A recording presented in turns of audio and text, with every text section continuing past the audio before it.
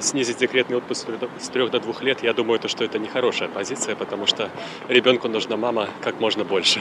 Снизить? Как? Я отрицательно. Ну, все же до 3 лет надо детей подрастить. Время. И снизить никак. Болеть будут. Ну, насколько я знаю, в европейских странах декретный отпуск гораздо меньше, чем в Беларуси. Это связано с мобильностью населения, с очень жестокой конкуренцией за рабочие места. Если это в разумных пределах, возможно, с точки зрения развития экономики, это разумный шаг. Знаете, сколько в Штатах декретный отпуск? Очень мало. Вот. Нет, отрицательно. Потому что ребенку нужна мама, и лучше мамы ухода не будет ни с чьей стороны.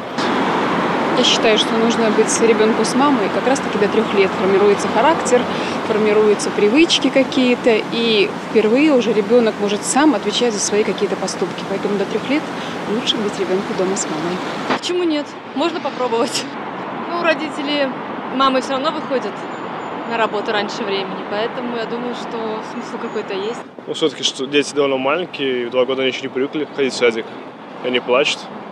Вот, и это довольно плохо будет для детей в первую очередь. Я думаю, экономике страны это мало чем поможет. Не нужно, у каждого свой выбор. Кому-то Я надо думаю, до 2 лет. Остаться такой. Женщина имеет право выйти раньше работать, если хочет. А отпуск должен только 3 года, не менее. Я тоже так В Швеции считаю. вообще 5 лет, знаете? Мне кажется, при нашем уровне жизни и наших условиях, в которых находится сейчас женщина в нашей республике, это нерационально.